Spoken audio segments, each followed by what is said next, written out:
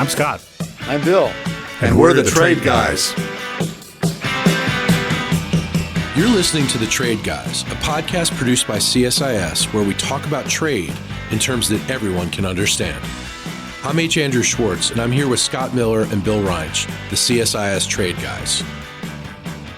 Coming up next on The Trade Guys, we've got President Trump's first days in the White House. Tariff Man is officially back. And we'll talk about foreign direct investment, all on the next episode of The Trade Guys.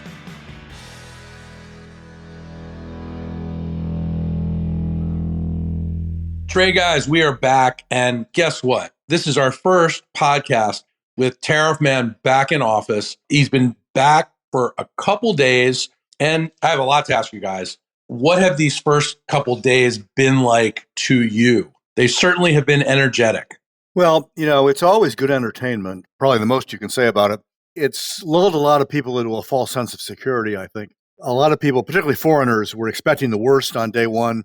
Massive tariffs, global tariffs, and none of that happened. What he did on day one was to propose studies. And if you look at the studies, ironically, all but one of them is due on April Fool's Day, which I think might be appropriate. They're mostly studies of things that have already been studied.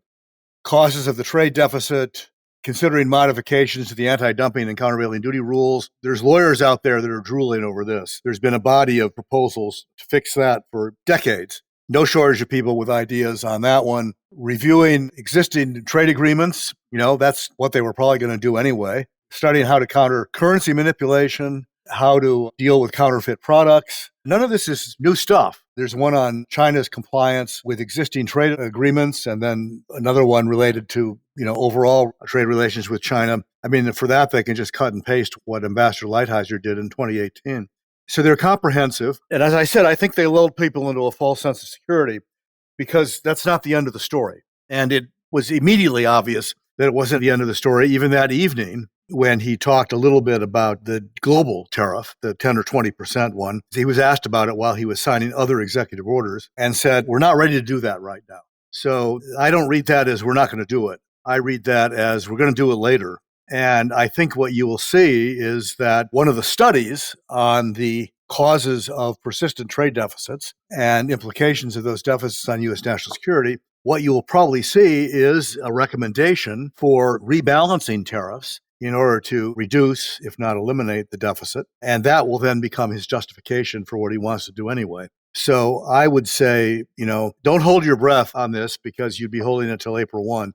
But I think the universal tariff is likely to happen. The incoming, assuming he's approved, Treasury Secretary Scott Bessent had a very helpful comment in his confirmation hearing. He said there are really three categories of tariffs: those to counter unfair trade practices, those to raise revenue, and those to provide negotiating leverage. And the challenge for trade guys and everybody else who looks at this stuff is to figure out which is which in any given case. I think the Canada-Mexico tariffs are leverage moves. I think they're designed to force a negotiation and get Canada-Mexico to the table, at which point I think the asks will go up because it won't just be about drugs and migrants. It'll also be about Mexico being a backdoor to Chinese imports. And then, of course, everybody with a grievance against either country is going to climb on board the train. Bill, did I tell you what Canada's former National Security Advisor, Vincent Rigby, told me about the tariff threats? No, what did he say? So this was great. He said that, and he teaches at McGill now. He said he explains to his students that the Trump tariff threats are like a SWAT team coming in. And the first thing the SWAT team does when it comes in is it throws these like stun grenades. So everybody gets all concussed and confused. And then once everyone's shaken up, Trump can then negotiate with them. I love that analogy. And I thought you guys would love it too. It's great. And it's appropriate. It's exactly the point. It puts all the attention on him, creates a big splash. It makes everybody panic. But what he really wants, I think, is a negotiation.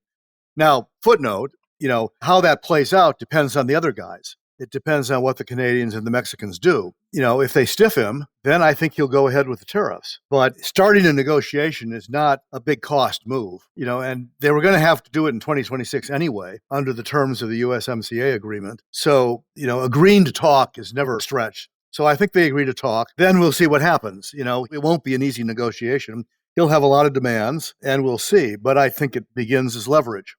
Yeah, look, Andrew, I think the analogy of this being a flashbang tossed into the room is a good one. Two things that I've noticed with the passage of time, and I was trying to think back to 2015 when Trump first ran for president and the comments he made in the 2016 campaign, and then where we are now. And there are two things about tariffs that I think are worth discussing. A lot of social scientists talk about this thing called the Overturn Window, which defines, roughly speaking, the space in which policy conversations can be held. The ideas that are considered, not outrageous to talk about in a policy context. What I've noted is the Overturn window on tariffs has shifted dramatically since 2015. 2015, all the trade people, myself included, were committed to a free trade as the ultimate goal of the system. We saw tariffs as taxes that tended to be regressive in nature and difficult to manage and hidden, and therefore not appropriate in most situations. We thought free trade was better. I certainly did. And so the talk of tariffs in the language that candidate Trump and then President Trump used, which was the language of grievance, was a very different mood. They were easy to oppose. But what happened is he came in and was tariff man, and he applied a lot of tariffs, and the world didn't end. And then he campaigned against former Vice President Biden in 2020, who promised that the adults would be back in charge if he were to win the office. And when President Biden took over for 4 years, it turns out tariffs were just continued. That if the adults were back in charge, they liked tariffs this time. And so they kept all the Trump tariffs and added their own, plus added a lot of other restrictive policies in terms of Buy America programs and the industrial policy, which tended to be restrictive, plus a lot of financial sanctions on a lot of new entities, none of which seem to be working that well. So now the tariff man is back. We're at a point where people, first, they're not surprised by it. Second, you have as different figures, but expert commentators like Jamie Dimon, probably the world's best banker at the moment, and Mr. Wonderful, Kevin O'Leary from Shark Tank, both saying, hey, look, it's bargaining. He's using tariffs to bargain. Let's not get upset. Things have changed. So I don't know what to expect. Bill, I don't know if you've noticed that same, creep. I think you're right about that, but there's a new element that we have to take into account. And that, going back to what Basant said, the second reason for tariffs now is revenue. And that really wasn't an issue in his first term. Yeah, we're now talking about the External Revenue Service. Right. Yes, that was one of the orders that he put in to study that. By the way, just as an aside, forgetting about whatever the executive order actually says, I am fascinated watching him sign those. Have you sat and watched him sign? He's like really careful with his signature. He does it exactly the same way. It's absolutely fascinating to watch him sign an executive order. With a Sharpie. I mean, some people might feel like it's like watching paint dry, but I actually think it's pretty cool. Well, these scenes from the Oval Office have their own kind of theatrical value because he's talking to aides, he's responding to press questions, he's signing his name with a Sharpie, he's giving the Sharpie away. It's actually a piece of theater. It's fascinating. He's holding them up like, see, Mom, this is what I did. For the photographer. Well, yeah, it's a pretty cool way of commanding the airwaves. He did something very similar yesterday with the Masters of the Universe over in Davos. Yes. Which he appeared by video and basically said, hey, guys, you may think you're Masters of the Universe, but I got a lot of important things to do, so I can't waste time with you. I'm going to appear via video. And then he laid out a program that basically said, I don't really care what you think. We're going to do what's good for our country. And if you have any questions, don't bother. I mean, it was just a boss move. Yeah. You know what was funny too, Scott, is he laid it out like that. And the host at the time kept saying, oh, and we'll welcome you here next year in person. He's not going there in person. No way. He can't waste his time with those doofuses. It was such a boss move. Oh, yeah. I got to tell you, the theater of it was absolutely brilliant. Yes. And then, spanking individual CEOs. Yeah. Bank of America among them. Brian Moynihan. Yeah, it was brutal. But, it's like, hey, welcome back, Dad. Oh, yeah. We're getting into dangerous territory with Bill here, Scott. Yes, I know. No, I'm just enjoying the moment here. I did want to emphasize that one of the things that changed, and it's changing on the Hill, is this year they need the money. Yes. Yeah. He's pushing to continuing the tax cuts. I mean, the math doesn't add up. We're talking about more than $4 trillion in tax cut continuations. And we're talking about tariff revenue that last year was 83 billion, something like that. Right. Yeah. So Scott's gone into this before. It doesn't add up, but it's not zero. Mhm. And if you're a House Republican is trying to do a reconciliation bill where you have to pay for, your expenditures, every little bit helps. So I think suddenly people that had dismissed tariffs in the past and could dismiss them in the first term, suddenly are getting more interested in them because they need the money. And we have to factor that in. I still think Canada and Mexico are leverage moves, but the global universal tariff is not a leverage move. Right. That's 200 plus countries. You're not going to leverage against all of them, and they're not all guilty of unfair trade practices. I think that's going to be, for Trump, it's rebalancing.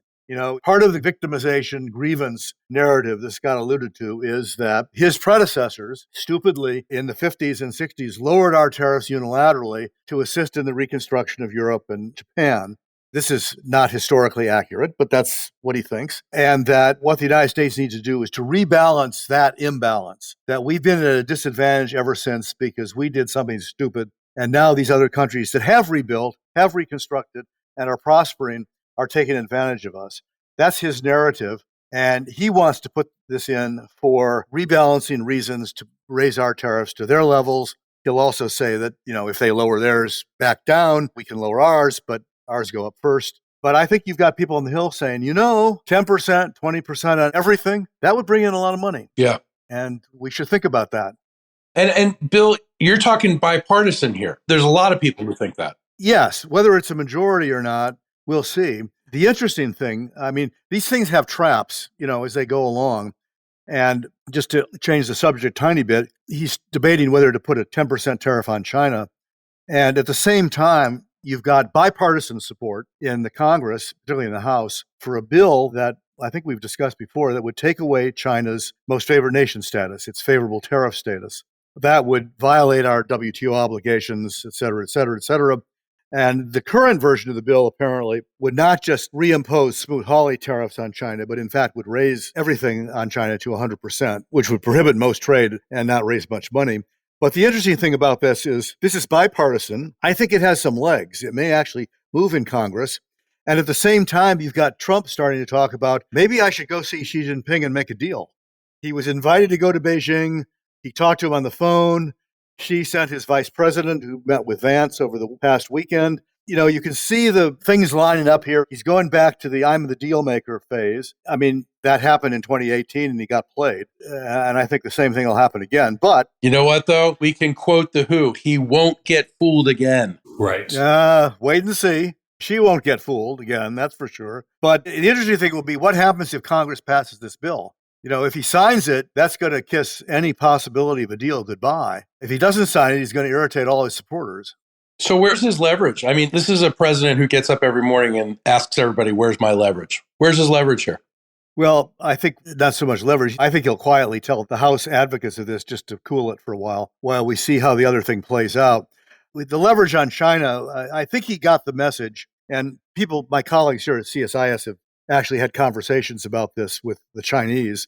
I think Trump probably got the message that if he goes big, 60%, like he was threatening, the Chinese would regard that as an act of economic warfare.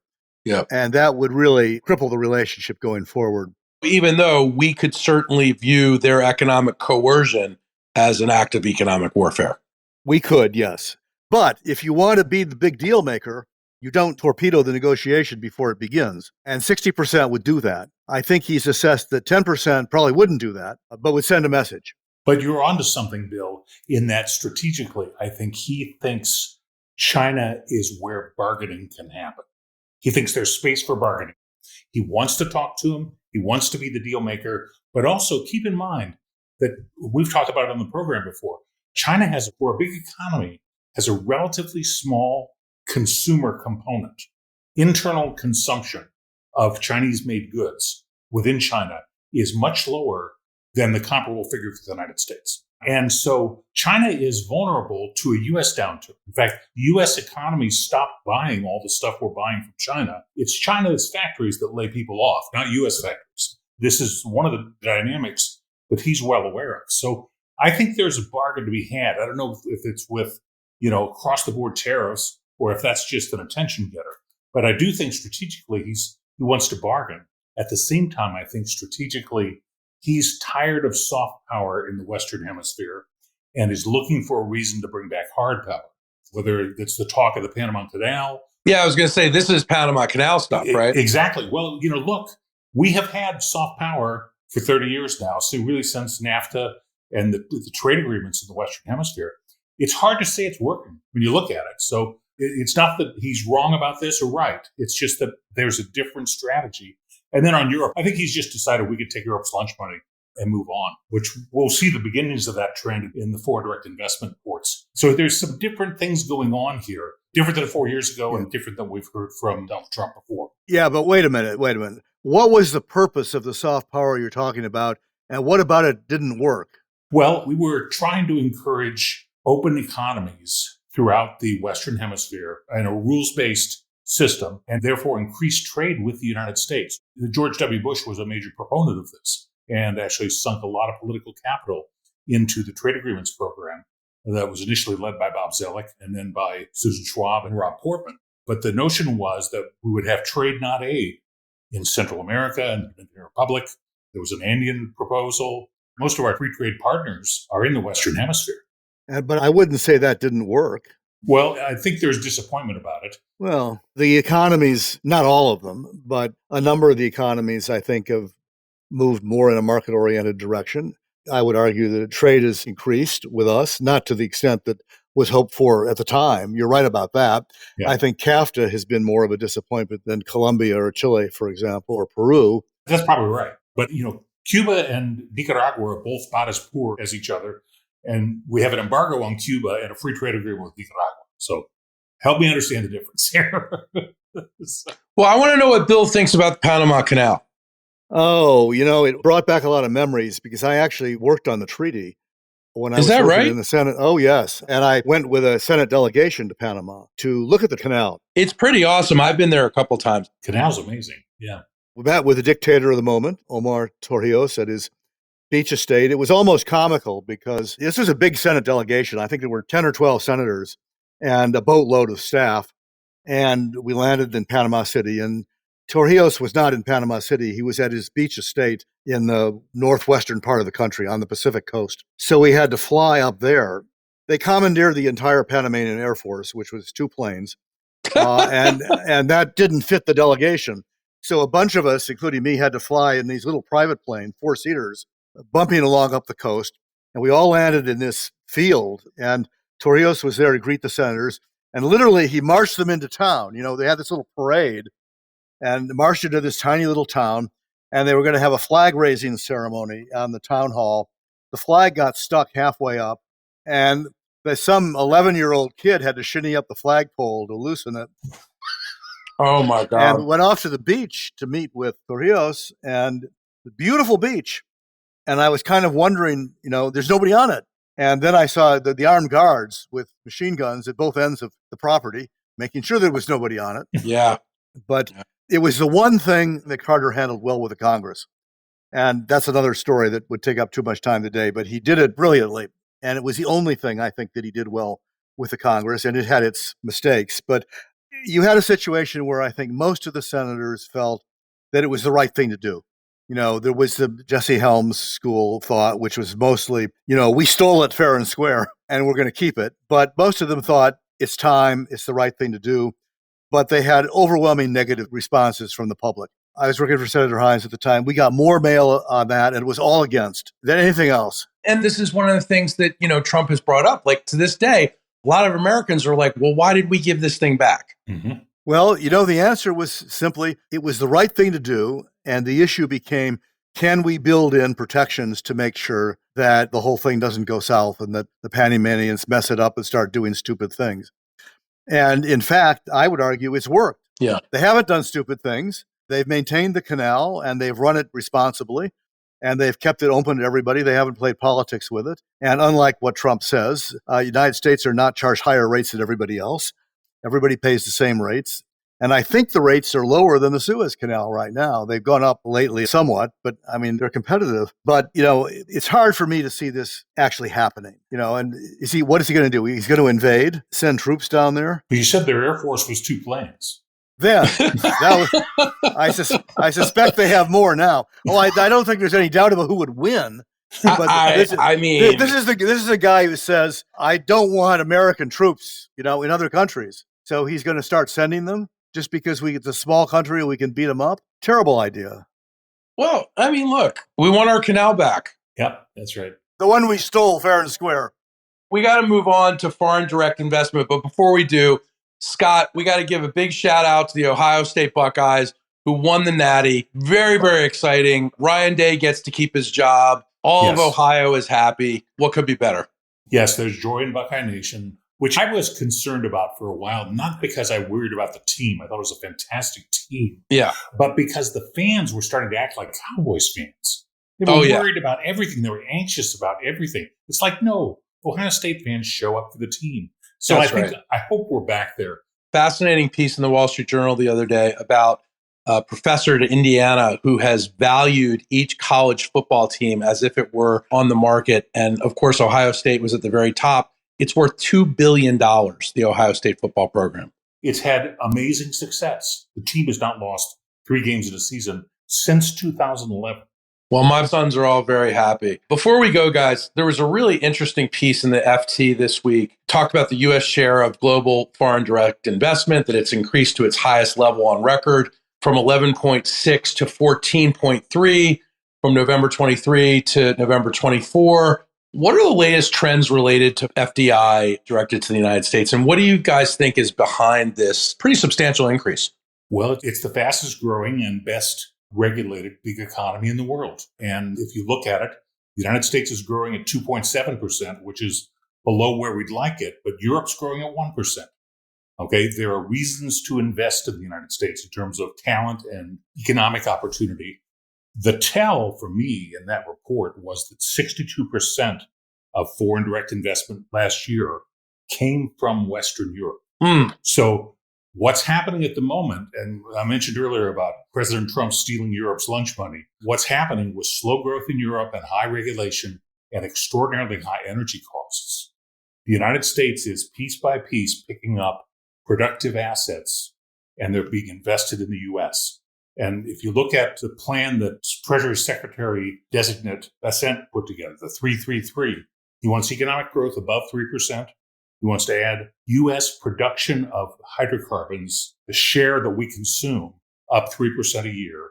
And he wants to get the budget deficit down to 3% of GDP by the time president's term is over. If he does that, this will be the absolute best place in the world to put capital.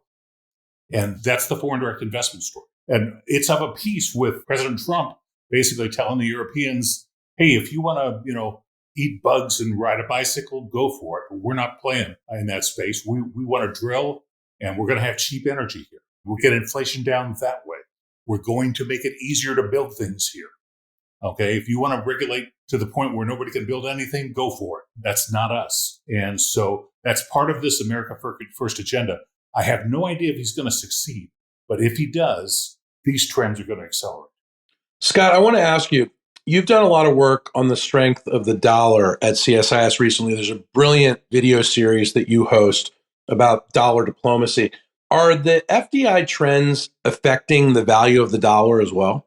Not in the near term, but the dollar needs the kind of protection that I think the plans laid out by Secretary Designate Bessent and the president will lead to. This group believes in a strong dollar. They've talked about the strong dollar before. And to deliver against it, we need to stop diluting its value with the massive spending issues that we have. Bill points out that tax cuts are another form of spending. So you got to balance your desire for low tax rates with the need to not print a lot of money in deficit spending. We also have provided lots of opportunity for people to use something other than the dollar. And President Trump, when he was president-elect, made a number of comments about how that's really a bad idea, that losing the reserve currency status, losing the primacy of the dollar would be like losing a war. And I don't think he's wrong about that.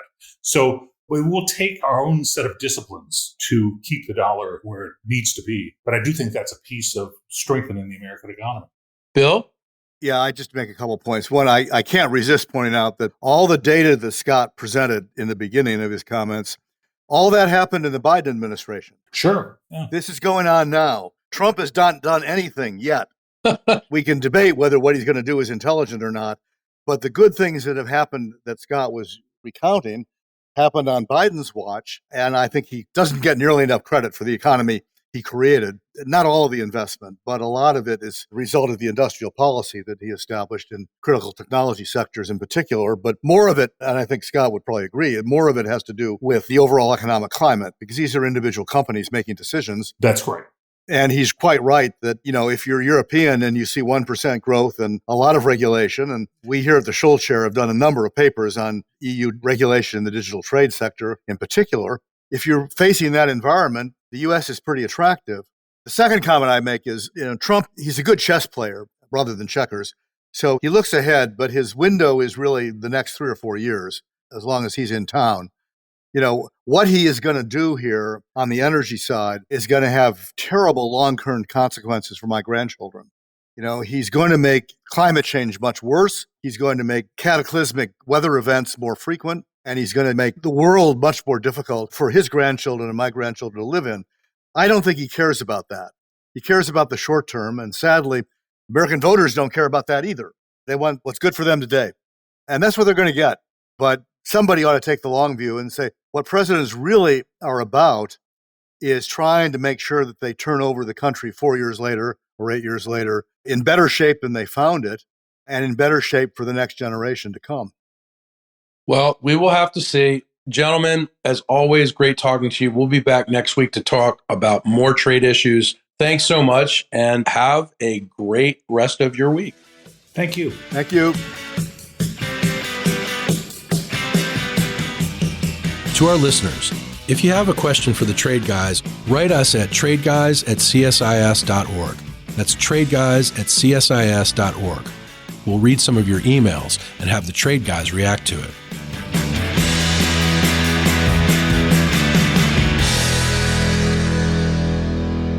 You've been listening to The Trade Guys, a CSIS podcast.